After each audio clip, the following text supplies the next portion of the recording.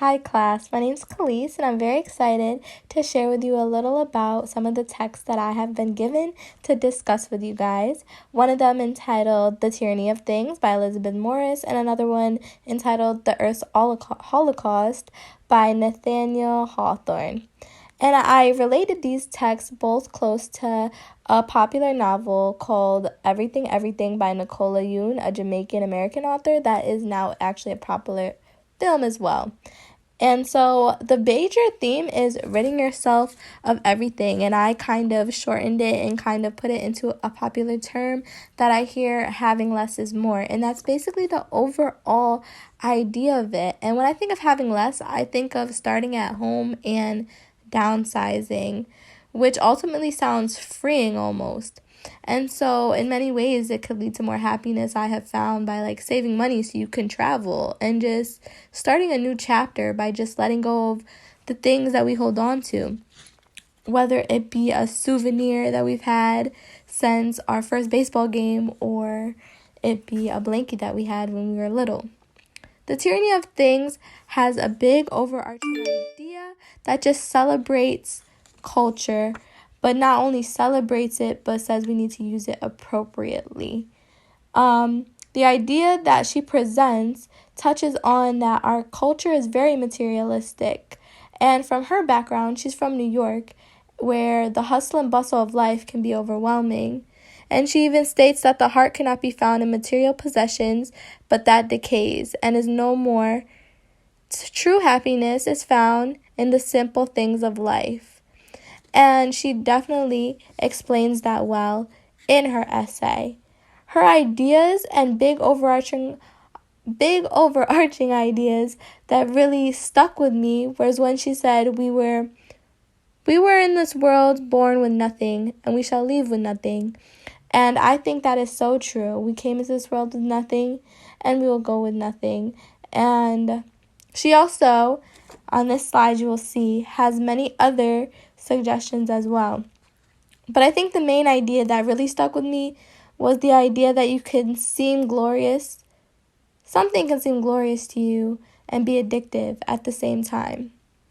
Earth's Holocaust touches on this, but it just in a little bit of a different way. In Earth's Holocaust, by him, presents the idea that our everyday decisions and choices we make are what make up sin, rather than the materialistic culture we have. And we have to try to separate that from us so we can achieve ultimate happiness, and so that sin is no longer a factor through these materialistic items, artifacts, or things from the past. And that's kind of the idea that this brings forth. In the beginning of the book, it talks about people standing around a fire celebrating and throwing all of their physical possessions into the fire. And they were throwing in things like wallets, money, because money is the root of all evil. Families were throwing in old family pictures, albums, because they just want to bring forth a pure generation, love letters because they didn't want any false love, religious symbols. They were throwing all of these kind of things into the fire right from the start of the book. And it kind of goes along with what Elizabeth Morris is kind of saying, that we need to just get rid of all the physical possessions that we're holding on to. That's what they were doing, to start new and fresh, just getting rid of history and all of these things so they could start new and just be happy. Overall, just how Elizabeth Morris is kind of presenting in her essay.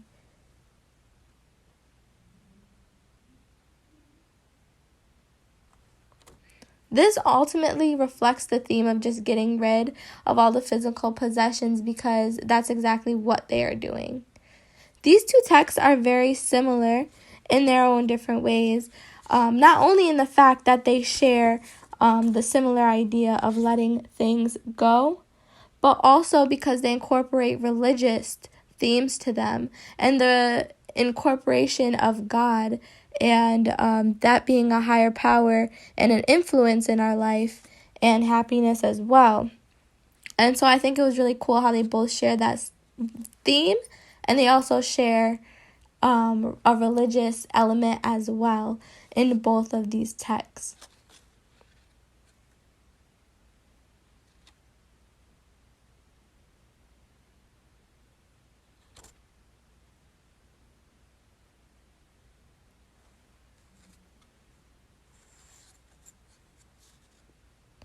Now, the first thing that I thought of when looking at these and just thinking of holding on to materialistic things, I thought of everything. And it's kind of weird because this movie and the novel, if you have read or seen it, it's not about materialistic things at all. It's about a girl who's sick and she is not allowed to go outside. But just imagine, like, things that she has inside. She probably has such cool things in her home. She cannot go outside, hasn't been outside since she was very, very small.